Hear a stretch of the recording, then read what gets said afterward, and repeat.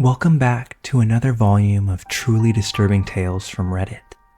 Today we're going to be narrating 3 new unsettling stories taken directly from the platform. I encourage you all to sit back, grab a snack, and enjoy these terrifying personal accounts. Now, without any further delay, let's jump right in.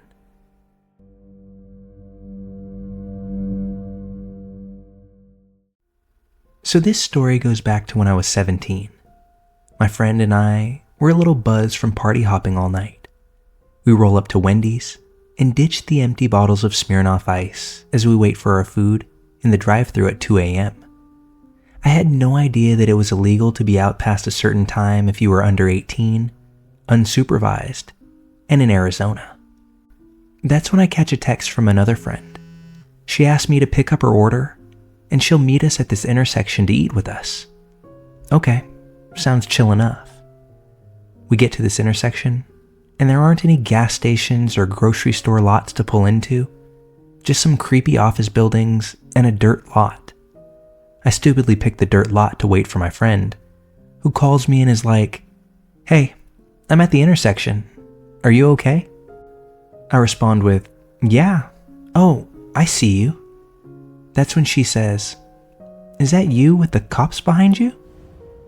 That's when the feeling of no began to sweep over me, only to discover that in fact the cops were right behind me. Luckily, the car smelled like food and not booze and cigarettes, but this cop knew I was under the influence, and I also had a large bottle of rum that had already been opened, that I desperately tried to hide under debris in my car before he knocked on the window. Like I said though, he wasn't stupid, and it's fucking Arizona. No one gets away with a DUI in our city. This cop asked me and my friend for our parents' phone numbers. My friend's mom gets a call to come pick her up, and gets a verbal lashing from the cop about being underage past curfew, and explains the citation that he's handing to her. So I already knew what was coming.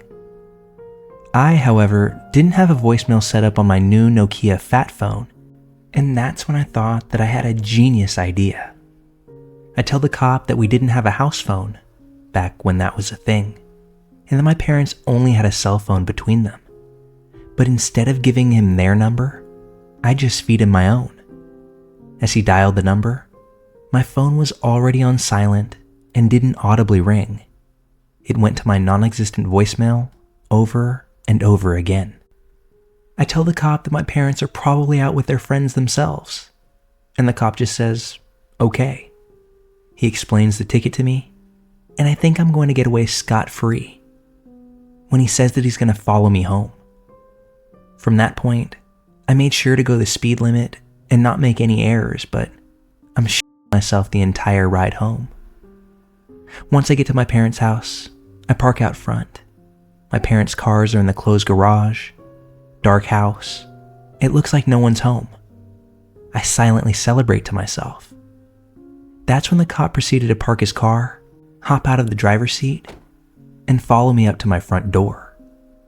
I unlock it, and I nervously say thank you, but he, instead of ringing the doorbell or doing the famous police officer knock, follows me into my house before closing and locking the door behind us. He's talking to me, making small conversation, checking out my living room, and that's when I start to freeze up, because I'm suddenly sensing a very different energy from him. He asks me where the bedrooms are. I think that he's talking about my parents, but he clarifies, "No, yours." Feeling more than just slightly taken aback, I lead him down the hallway, straight into my parents' room, and turned on the light. 100% thankful to see my sleepy-eyed parents, shocked to see an armed, grown man behind their young daughter. The cop lets out a breath and says in my ear, "You lied to me, sweetheart."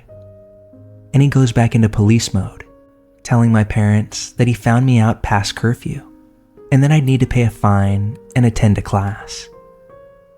I never told anyone until now about the comments he made to me, but my dad did ask him why he was in our house. I told him that I didn't understand that either. The cop had just followed me home and then followed me inside. My father gets out of bed and thanks the cop for getting his daughter home safely. He responds that he was just doing his job. My dad goes to show the cop out, and I follow him because I want to tell my dad about the weirdness that just occurred. So it's my father in front, the cop, and then me. As we walk through the living room, the cop turns to me and whispers, "That's a nice house phone you have there," motioning towards the handset on the wall. In that moment, it wasn't what he said that gave me the creeps, but how he turned and whispered it directly to me, with a gaze that I thought was going to turn me to stone. The moment the words left his lips, he was out the door and walking back to his squad car. And once our front door shut, I never saw that officer again. I can't help but think back to that night and wonder about what would have happened if my parents weren't in their room that evening. I know there are good cops out there. I personally know some. I go back and forth between being freaked out and thinking maybe he was just being thorough. But his comments are what stuck with me, and that sinking gut feeling they left me with. I'm interested in hearing what you guys think.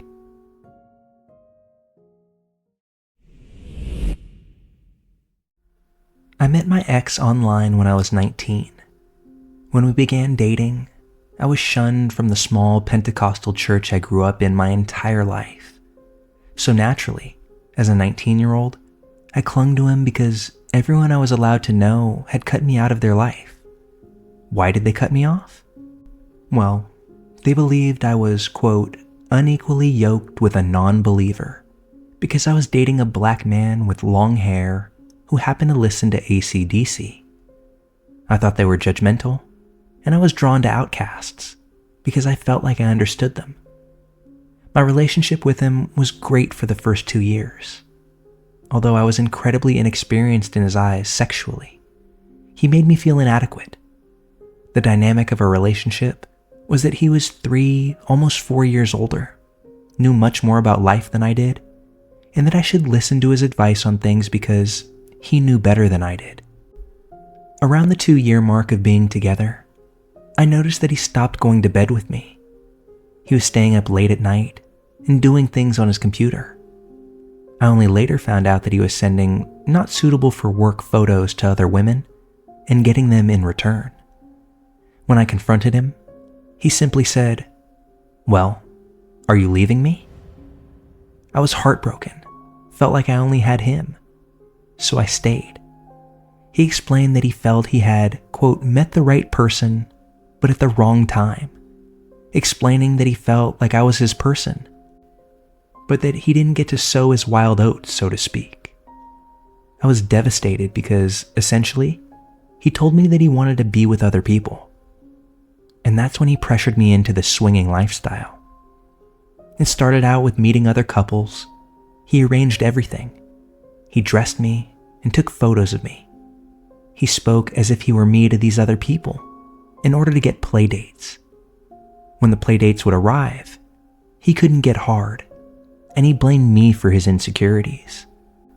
I felt almost mind-fucked into doing whatever I could to make him happy and leave him satisfied. You might ask me why I didn't just leave. Well, he convinced me that my friends and family didn't love me or support my decisions in life. He was an elaborate thinker. He had a reason for everything. He knew how to play on my emotions, knowing that I cared for him. He spun everything into a way to make me feel like he was caring for me, although I was only ever treated as his property or prized possession. He began controlling how I dressed and started setting up dates with men I didn't know, requesting that I take videos and pictures to share with him later on. I've always been a one-man type of girl. This was so out of my element, and I didn't feel safe, although I didn't feel like I could speak up either. I began going on these arranged play dates with men to make him happy, each time nearly having a panic attack, not knowing the situation I was walking into. One time coming back from a play date, the man had claimed he recorded our session for me, but recorded the wall instead. That was the first time he ever physically laid hands on me. I learned the coping mechanism of dissociation very quickly. I entered survival mode and made myself into someone else to make him happy. And when I was at home, I was me. Until one evening where he told me he arranged a play date for me, while simultaneously letting me know that he quit his job. I was confused. Why would you just quit your job without discussing it with me first? I went on this play date and met a man I would have never touched with a 10-foot pole, who was offering cash in exchange for having sex with me. I was stunned, horrified, and felt like I was living in a dream, more a nightmare. He had quit his job, and when I confronted him on arranging a paid exchange for sex with a guy who I would have never been with otherwise, his response was that it was my turn to provide for us. Rent was due in 2 weeks, and we had only $30 in our bank account. Once again, I felt like I had no choice. This went on for almost 6 months. He put me in lingerie, took photos of me in any position you could think of, put them on escort websites with an alias name, and a text app to text clients. I never was allowed to keep the money, have a say in who I saw, and at the end of every weekend, he would thank me by buying a nice dinner and then keep the rest of the money to fix up his busted 1974 Ferrari. Afterwards, I would lie in bed and just cry myself to sleep. I told him so many times that I wasn't happy doing this, but he told me we needed to pay our bills. He was intimidating, demeaning, and a shell of the man that I thought I loved. My last client I ever had was law enforcement. They knew about him because he would stay in the lobby while I met clients. They separated me from him and asked me to tell them what my partner was making me do. I lied to them, told them that I was complicit and a willing party because I was taught not to be a snitch or to trust law enforcement. I got a misdemeanor charge for prostitution. I left him 2 weeks later while he was at his new serving job, packed up all my shit, and went back home. This was back in 2014. Since then, I've gotten married and had 2 children. But I recently discovered videos of me that he had uploaded on certain adult sites that have been there since 2014. One of them shows my face in it, with over 500,000 views. Is it too late to press charges for sex trafficking? This was in the state of Virginia. The video of my face on that site was a private video with my ex and I. I need it to be removed. I have a career, and I have 3 brothers, and I have a husband and children who never need to learn about this. I don't know my rights, and I don't know how to handle this situation because I've avoided it since I escaped that life. And now all these feelings are just flooding back to me. He's stolen my innocence, made me feel shame for telling my story, lied on my name to everyone we know to cover himself. He's now married in a different state, but has me blocked on all accounts, although I do have access to his wife's page. What would you do? Any advice?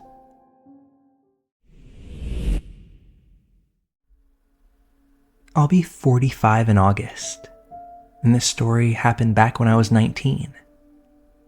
I find it as a testament to listening to the hairs on the back of your neck. My girlfriend and I were months away from being parents for the first time, and we were both working jobs. I worked in retail as a key holder, and she was working as an assistant manager at some place in the local strip mall. After my shift one day, I took the deposit bag, wrapped it up in my work clothes, put all of that in a bag, and I went to walk the 5 or so minutes to my girlfriend's job. Just before my hand hit the door to the mall, though, a man came up and asked me if I could help with starting his car, that he needed to get to work, but he couldn't figure it out on his own.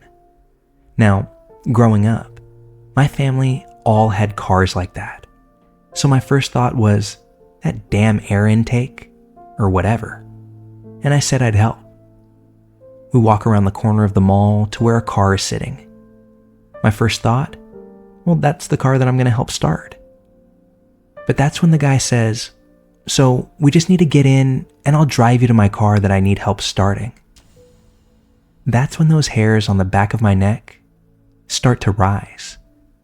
Now, I've ignored gut instincts before. Truth be told, that's how I was with this girlfriend at the time. But this is a sensation that very clearly is telling me, if you ignore these physiological warnings, you'll be sorry. I quickly explained to him that I thought this was going to be a very quick thing, and I have somewhere that I need to be, and I'm already late. I apologize and walk away from him into the mall. I watch him leave in the car before going on to my girlfriend's workplace. Once she's done with her shift, I tell her we're going to scrap our plans for dinner and make it home ASAP, dropping the deposit bag on the way. As we're crossing the parking lots to head to the bank in a roundabout way, I see the same dude who was in a hurry to get to work, slowly driving around the Target parking lot, seemingly scoping people out. Even 26 years removed from this situation, there is no doubt in my mind that I certainly would have regretted getting into that car with that man that day. There's a very good chance that I wouldn't be able to tell you this story. I guess I'm here sharing just as a friendly reminder that if your gut ever throws you some spidey sense vibes, make sure to listen to your body.